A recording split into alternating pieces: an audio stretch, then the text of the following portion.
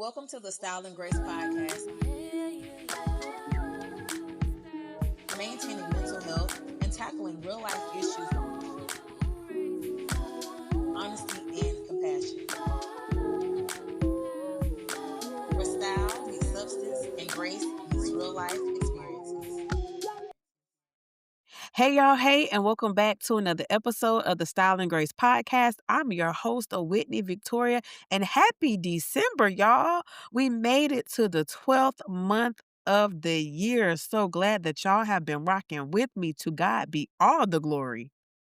And y'all, I have a special guest today on the Style and Grace podcast, my good friend, my good sis, Lisa Knox. And let me give y'all a biography, okay? Lisa Knox is a well-known entrepreneur with more than 15 years of operational experience in business development, funding, and strategy. She is known for her ability to help new and established business owners secure capital, build and sustain systems. Many refer to her as the business funding queen because she has a consistent record of helping entrepreneurs obtain the resources they need to grow. She is an author, a host of her own podcast. Shout out to Dream Doer Nation, where she shares practical guidance on leadership, entrepreneurship, and financial readiness.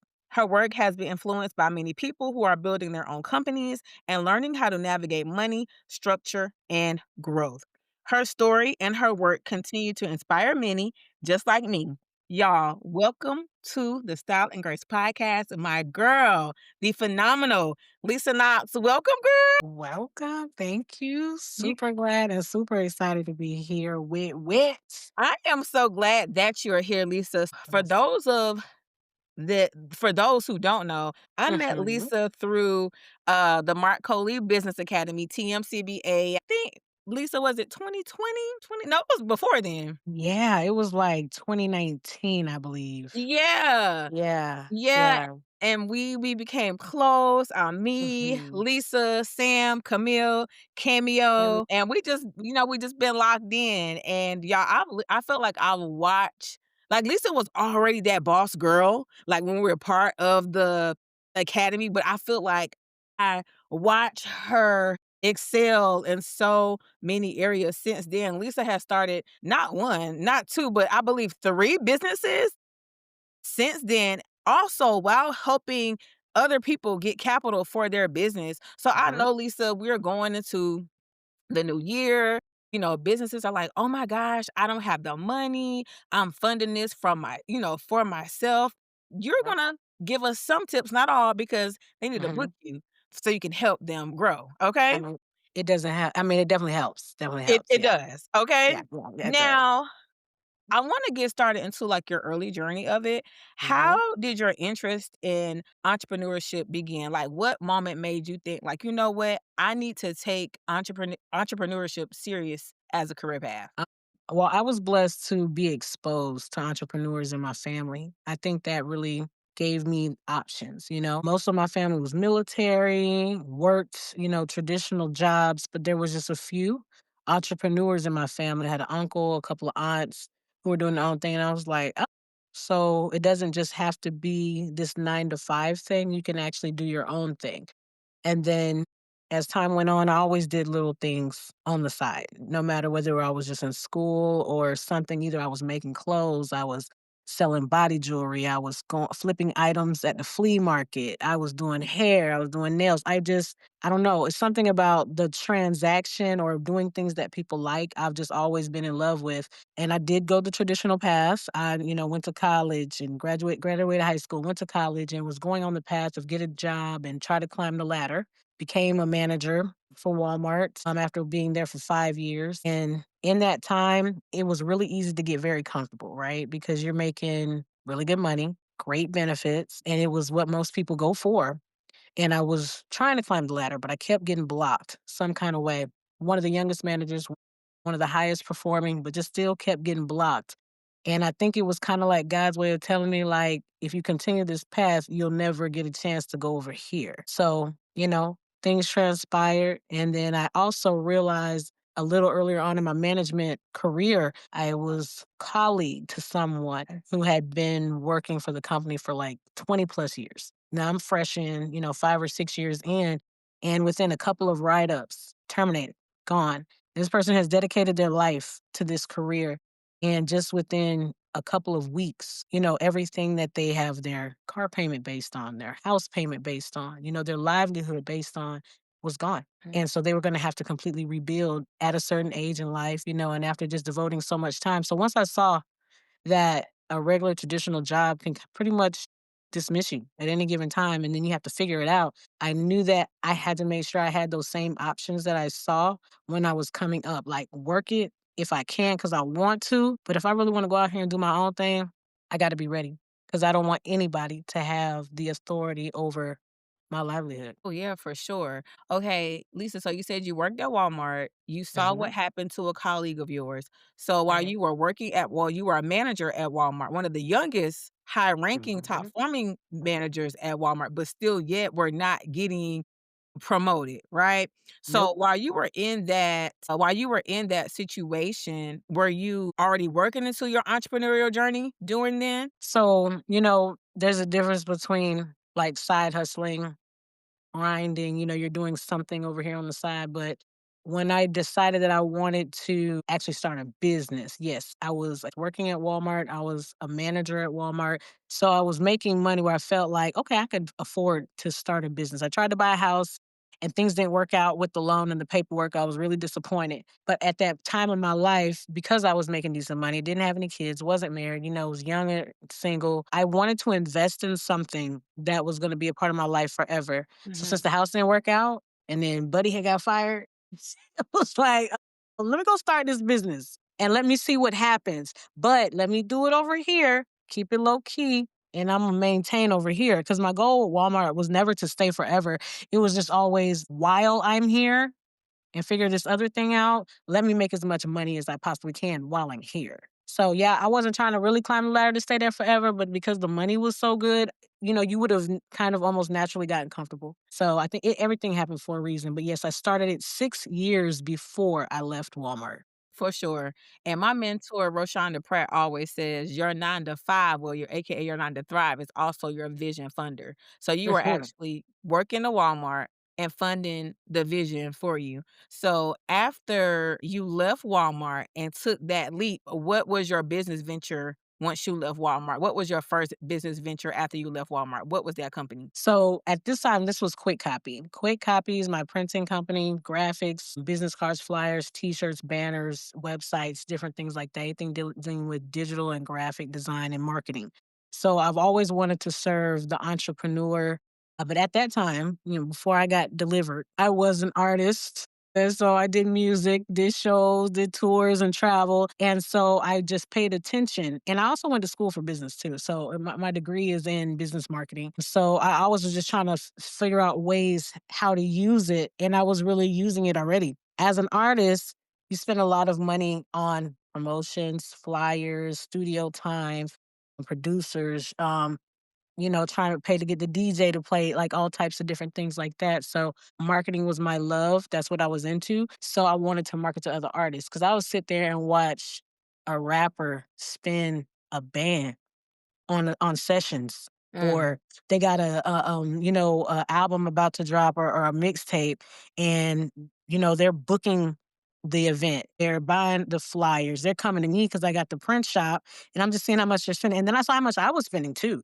So once I saw how much I was spending and saw how much they were spending, I'm like, I kind of like this marketing and print thing. It seems pretty simple. I studied another business that did it, and they kind of told me how they did, and I just went and did the exact same thing. But I figured I would be safer doing it while I was working versus me quitting and starting from scratch. My thought was always let me establish my clientele, my reputation, and kind of work the kinks out.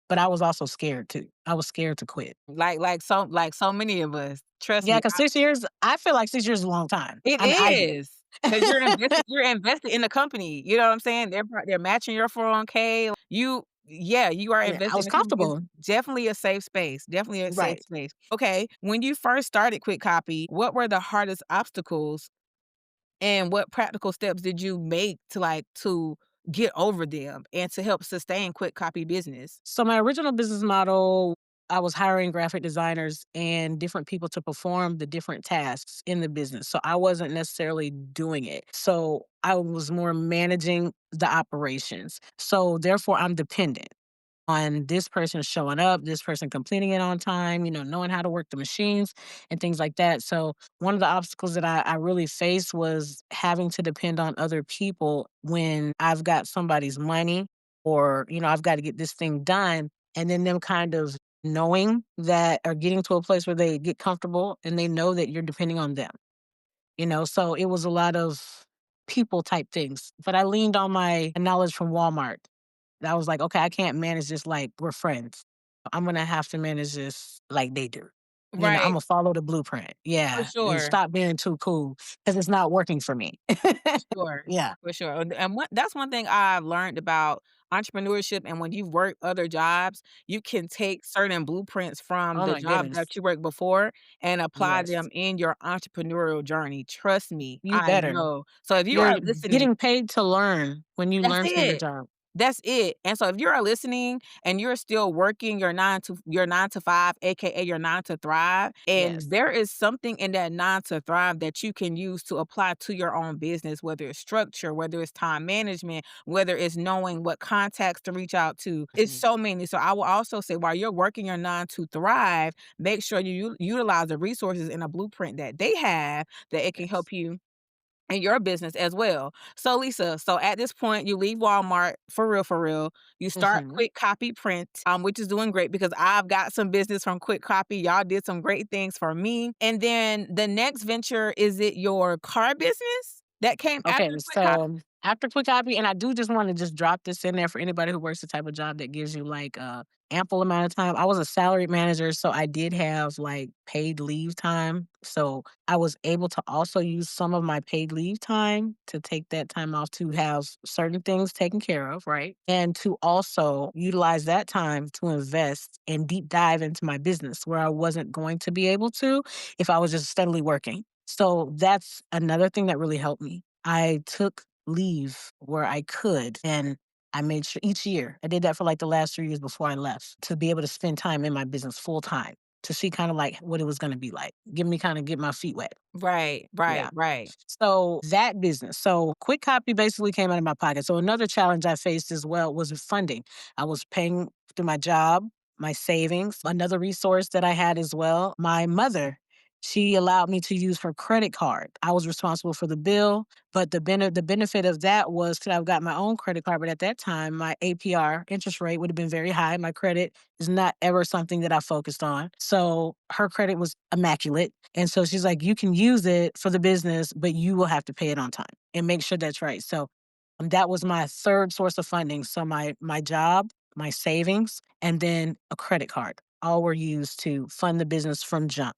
And then beyond that, I started getting business funding for Quick Copy. And I found out about an opportunity to start a remote cleaning business. So I invested the money, some of it, into starting a remote cleaning business. And so that was the next business. Okay, so that is prime and tidy, right? Prim and tidy. Prim Prim and tidy prim cleaning. prim and tidy. Okay, so that's when you started getting the funding. Let's get into the funding. Y'all, I Mhm. call Lisa the funding girl. Okay, so my questions are not going in order because you brought up the funding. Okay, what are some of the biggest mistakes entrepreneurs make when they start looking for loans and also grants? And you know what? I'll let you answer that first, and then I'll get into the next question. The biggest thing that most people don't do, they don't prepare. That's Mm, the biggest issue. They don't okay, prepare. okay. Start applying before they're ready. That's good. Okay, Mhm. so when you mean start applying before you're ready, so is it like, well, I need to get my LLC first, or I need to have my EIN first? What does it mean when you say what do you mean when you say that they don't apply? They need to start applying before they're ready. So a lot of times people will get a business name and then they'll apply for a grant, or they will maybe start selling something, getting the money through Cash App, and then maybe go apply for a loan or try to put in for something. And then you have some people who never put in at all, which is a whole nother issue that some people do. But when you start applying, because a lot of people will tell me, well, I keep getting denied. I don't never get nothing. Okay, you'll never get nothing, but what are you doing? What do you have? How are you applying? What are you putting on the application? What all do you have? Do you have this? Do you have this? So I have a checklist and I ask and I go through that. These are the things that every single grant, loan, or credit that has ever been applied for, that I've applied for, my clients have applied for, what has gotten them approved? So what do you have? And there's always gaps. There's always something missing. There's always something that they do not have. So if you're out here applying and you are getting denials, you're killing yourself in the beginning and you're going to kill your momentum as well. You're going to feel like, oh, well, they're not going to pick me. I'm not going to get it. I never get anything. It's things like that. But that's not really true. You just didn't do it right. That's good. 'Cause I Hmm. think a lot of people well, I don't wanna say a lot of people. Well, I can't say that. A lot of people, I guess it's kinda like, "Well, I don't wanna apply because I don't know if I'm gonna get approved." It's kinda like that, just scared of rejection, but if you don't know, if you don't try to apply, you won't know exactly what you can or cannot get. I mean, you'll try to go get a car if you don't have no wheels. You'll try to go get that furniture set for the bedroom. So, I mean, you're not gonna try to go get funding for your business. I mean, it was me too. So, I'm not speaking like I don't get it or understand because I always just assumed, like I said, I didn't ever really focus on credit, like building it and establishing it. I got credit cards sent to me and offers super early. I don't even think I was out of high school yet. And Wow. or I had just started going to college and I was getting credit cards. I might have had 3 or 4 credit cards. Like, they just popped up in the mail. And of Mhm. course, yeah, I activated them and used them. That also I also was a irresponsible person with credit at an early age. And so even though I saw that my mom did it well, I didn't really have the mindset to handle that. So I didn't worry about credit. I forgot where my point was. I was going, hey, what were we talking about? Where we were talking about how people will be scared to try for a business loan or a business grant without them trying, and then you went into, "You know what, I was getting these credit card offers when I was, younger, and, I didn't really focus on that, building my So own credit." it messed my credit up, Okay, and I didn't want to apply. I was got afraid to you. apply. I was afraid to get denied. That's a lot of people.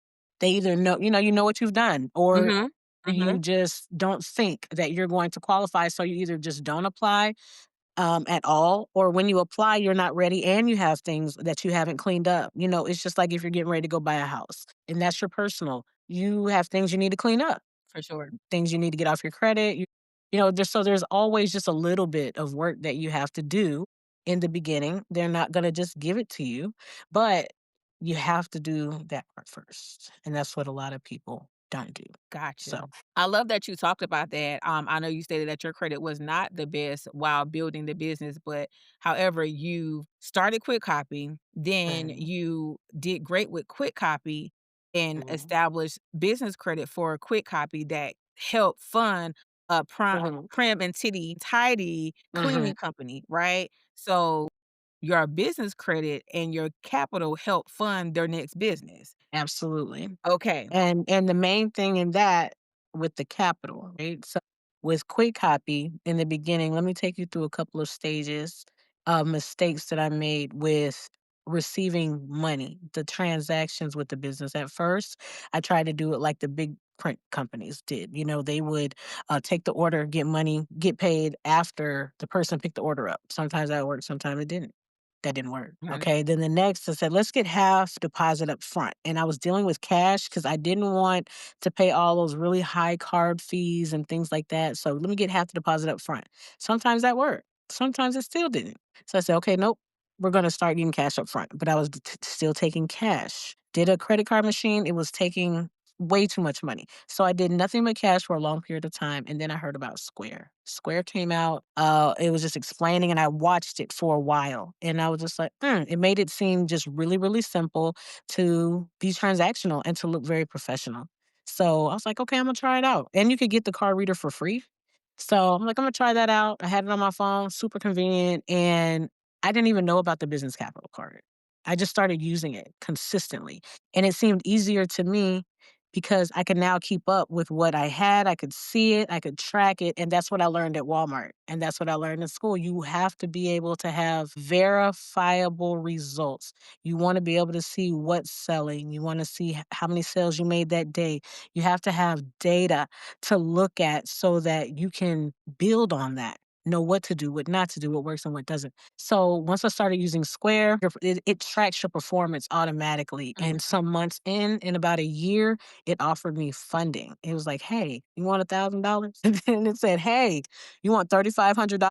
And I'm like, yeah, I gotta be kidding me. I didn't ask for that. Where did this come from? I know my credit is not bad. So why are they offering me money? So I just said, forget it. Let me see. Mhm. They say it's gonna be in your account the next day. Yeah, right. Okay.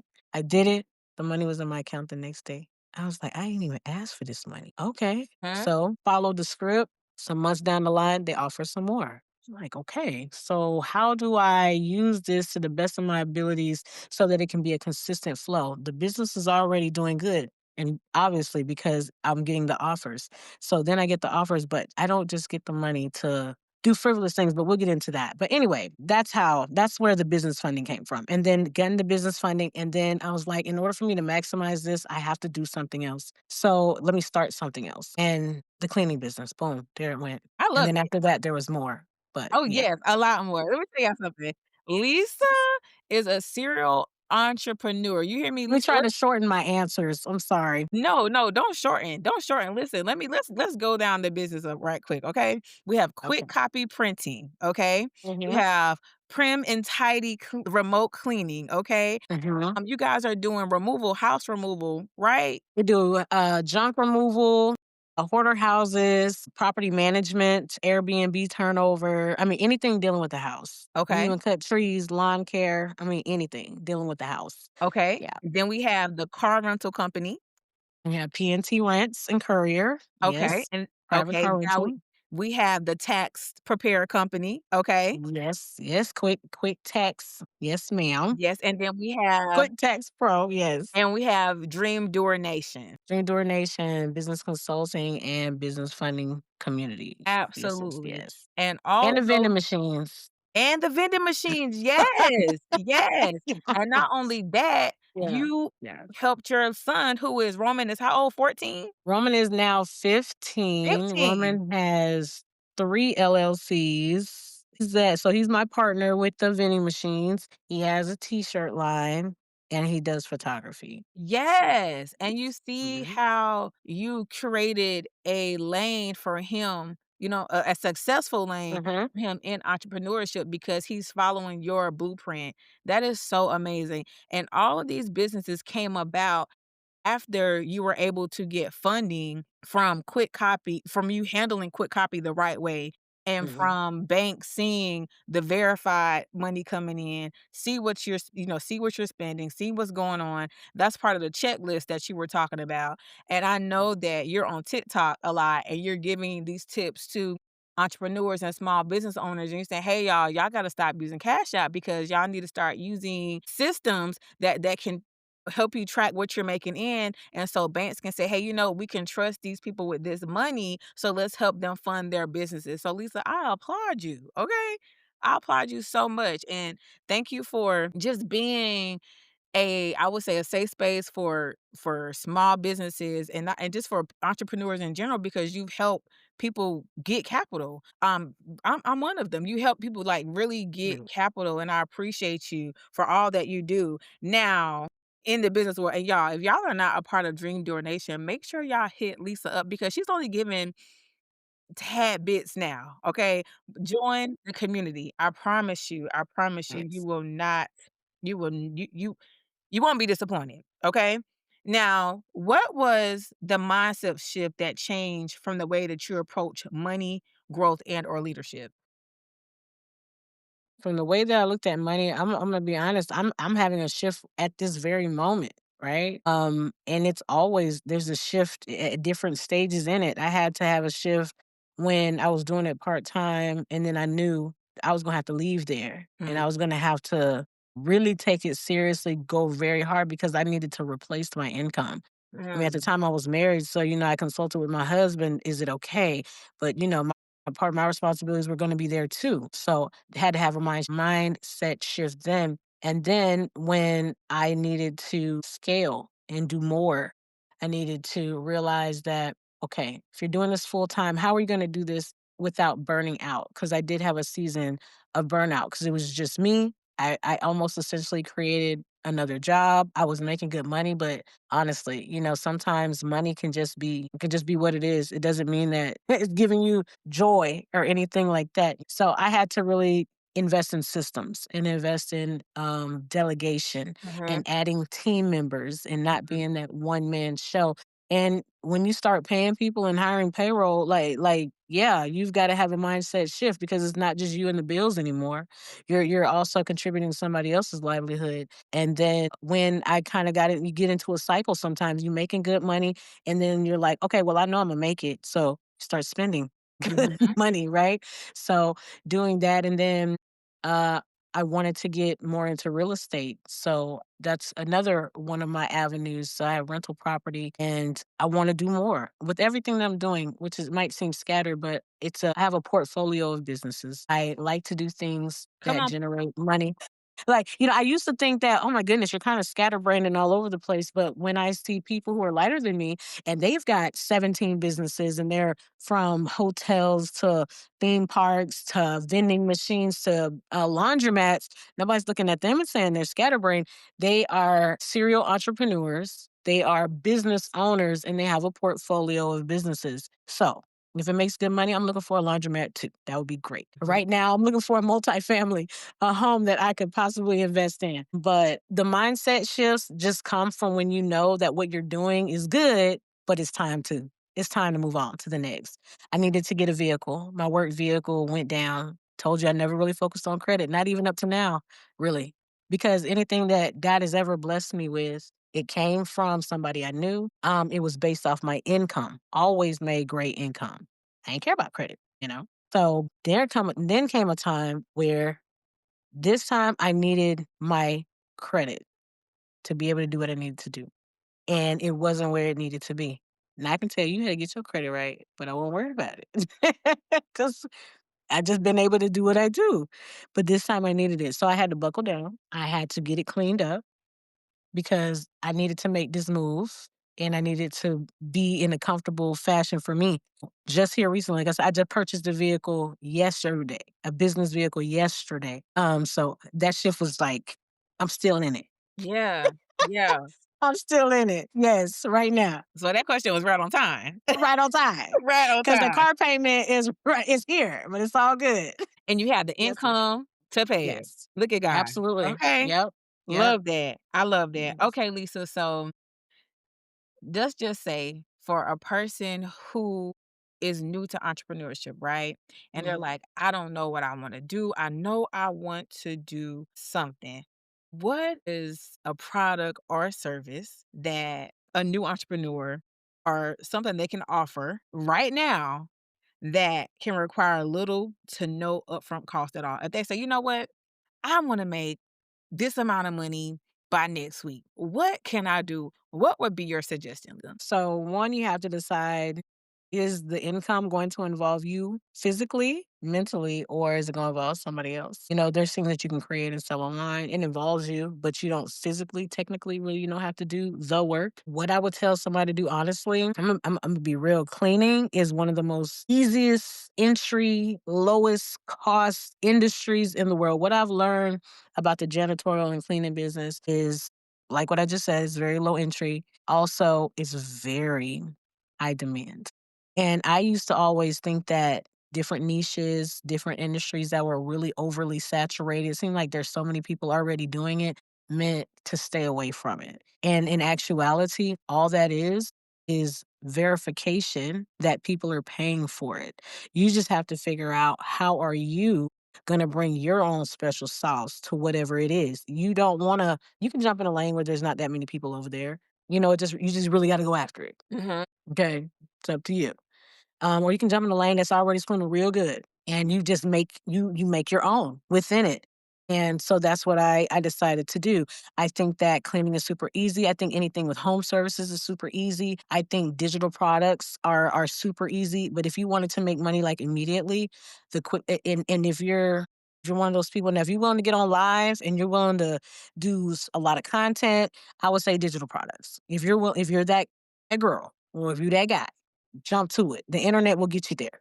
But if that's not quite you, a little bit more reserved, introverted, you might have to put your hands or do Mhm. some faceless, so you do have options. But quick money that will be in your hand, go get somebody's junk, go get somebody's trash, find somebody who wants something cleaned, dog walking, house sitting. I mean, those basic services, just look at basic industries. I mean, Google it. If you're a chat GPT user, then what, and I have this in my community as well, because I know that when you're building a business, sometimes you need extra cash, you need extra capital. So I have a list of 15 side hustles that you could start right away that could pump some ready cash. And that's one of them that's on there. Dog walking is on there. I know that don't seem like it, but people are in love with their animals. Anything that you can offer for pets. I don't care if it's like a day in the park. I'm telling you, be creative. Be very creative. You can have family members, how you can raise capital, put a business plan together. I'm gonna tell you something simple that you can do. Be very articulate with an ask. You can make an offer. So say if you wanted to start a business,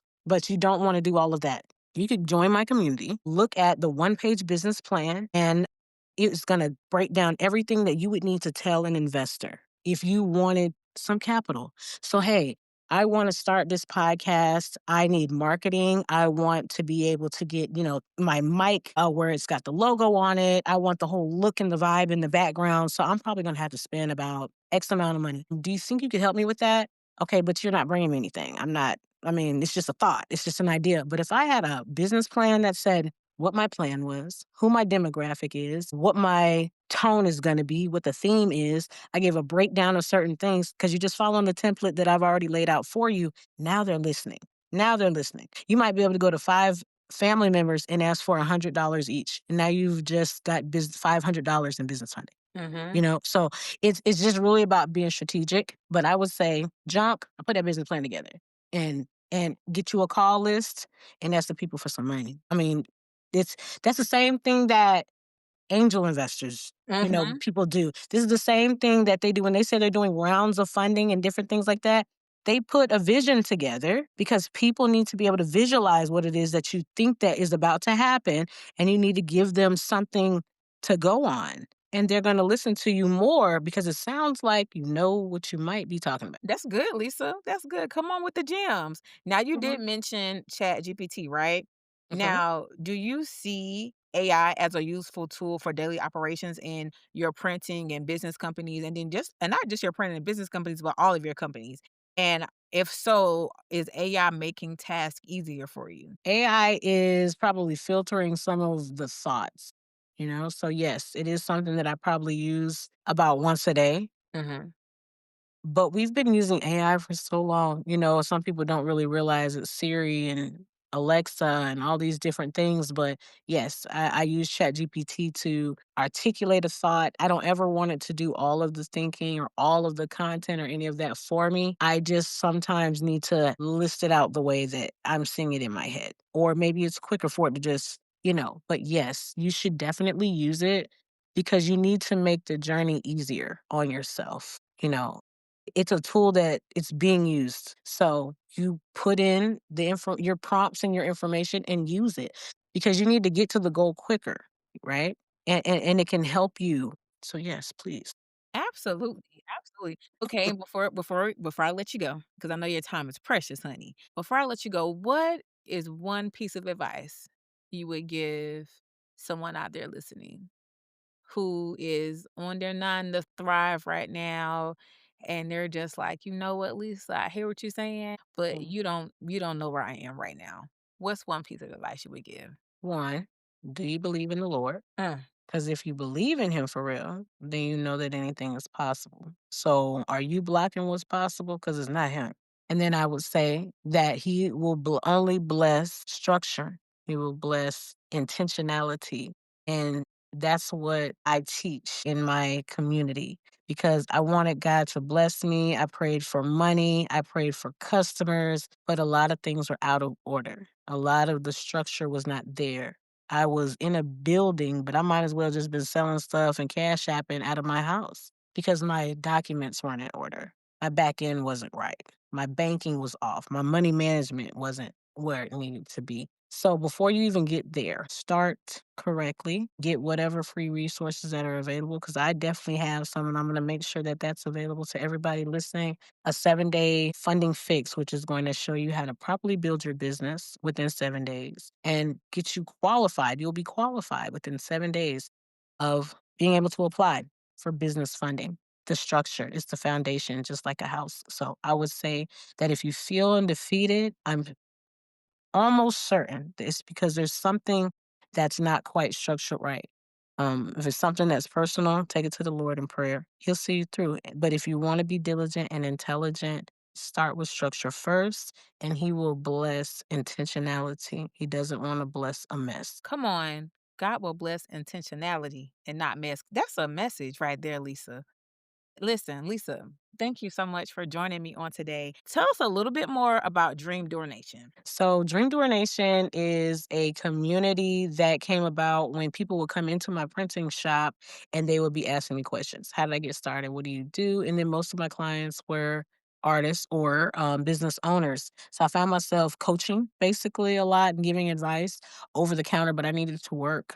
So I'm like, let me create this thing, a separate space, because I needed to ask questions when I was coming up. I was the same way. So I wanted to offer that since I had the knowledge. So Dream Door Nation was just based off of the fact that I lay every so many years I lay out so a few goals and I hit them. Pray about it, walk in that direction, and I hit them. So I'm doing what I dream about. So that's what I'm creating a community for people to do what you dream. Don't just talk about it. You are doing your dream. So Dream Doer. So it is a membership community on school. There are courses on there, templates on there, grant funding. We do live session, Q&A, and it's just a safe space for people who are just starting, have questions, and also want to be around like-minded believers. I was told a long time ago to lean away from involving spirituality in with the business, but how can you do that when God is the one that gave it to you? So yes, we lean a whole lot on the Lord, and we talk a whole lot about Jesus, and we pray in there like Miss Whitney Victoria, amen. Amen. Amen. Yes. Yes. Yes. Yes, Yes. ma'am. And But the I main would thing, we are showing people how to start their businesses correctly and how to get funding because funding can change your zip code. It yes. changed mine. I was in Dougherty County. I just purchased a house in January. I'm now in Lee County. Okay. I just purchased a business vehicle yesterday, well, Friday. And then other things, that one business led to another business, got funding for another business. The funding is not how I'm living. The funding is what I was able to inject into my business to get it to do and perform, to make the money to be able to do these things. So I don't say it to boast, but I say it to say that is definitely possible. So don't say what it ain't. It's just what are you doing? Come on. Come on. Come on. Well, Mhm. Lisa, I am so happy to have you and so glad that my listeners can be introduced to you because I've been knowing you forever. And like I Yes. said, I've watched you and your businesses just elevate from year to year to year and just seeing how you helped me and how you've helped other business owners. And you're not stopping. And I just love how Mm. you get so serious about like what are you doing? I remember, I think this was 2021, called me or I called you. I don't know what happened. You was like, "You need to release an ebook." She's like, "You know how to dress. You know what to do. You a stylist. You can teach people how to style." You said, "Do a pre-order for the book and release the book on your birthday." Y'all, I Yeah. got so many sales. And I was like, "Lisa, this is wild." Like people really bought the book. Like people really bought this ebook. And I think I you did my cover for me. Lisa didn't charge me. She was like, "No, I believe in you, and I know you're gonna make this money. Like, you gonna make this money."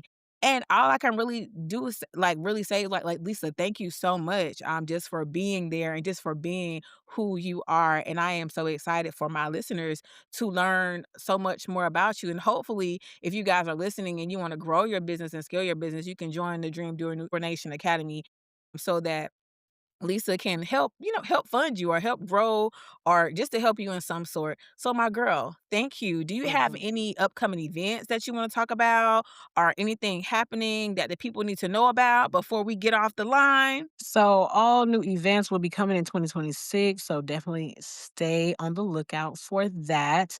And new episodes of Dream Doer audio podcasts are coming out in January. So, yep, I'm very excited. Very excited. Yes. But the Yes. main thing is Dream Doer Nation Academy. Very excited about that. So, I hope to see you all in there. Absolutely. And Lisa, what I'm gonna do is I am going to put how they can stay connected with you on Mhm. TikTok, Facebook, Instagram, and also the Dream Doer Nation information as well. So y'all, the information will be in the show notes. And y'all, thank y'all again for rocking with me this long. Lisa, thank you again for coming on, for your continued support over the years. I appreciate you. I love Absolutely. you So more much. than you know. And y'all, Absolutely. y'all know the Style and Grace Gathering is happening January 2026. So if you haven't secured your tickets, make sure you do so. I just want to thank everyone that's purchased a ticket, all the vendors, all the sponsorships, y'all. Like, thank you. Y'all really don't know how grateful I am because y'all not just sewing into me, y'all are sewing into this vision. You're Mhm. sewing into the venue, the food, the guests. Like, this is not just my event. This is our event because y'all have watched me grow that when I y'all didn't watch me grow this thing. Y'all saw how God is doing a work in this thing. So again, grab your tickets. That information I is in the did. thank you, Lisa. Yeah.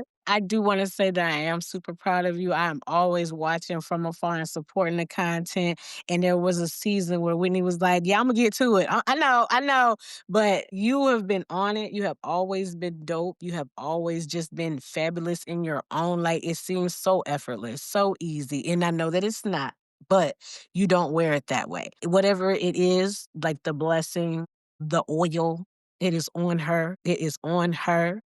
And I'm just so excited to see what's about to happen because you're already doing like fabulous things. You've been doing fabulous things. So when I saw that you put the event up, I was like, okay, now let's go. Okay, gathering. Go hype me up. Yes, I said she doing it for real, for real. First it was first you were doing you, and then more content. I was like, okay, and here come the podcast. Okay, and then, yeah. I said, look, you, come on, Whitney, come on. Yes, Thank ma'am. you. And just thank y'all. Y'all really have no idea. Y'all, if I make it look easy, I promise you it's not. Cause sometimes I'm like, Lord, cause sometimes you ever have that feeling like, man, I don't feel like I'm doing enough.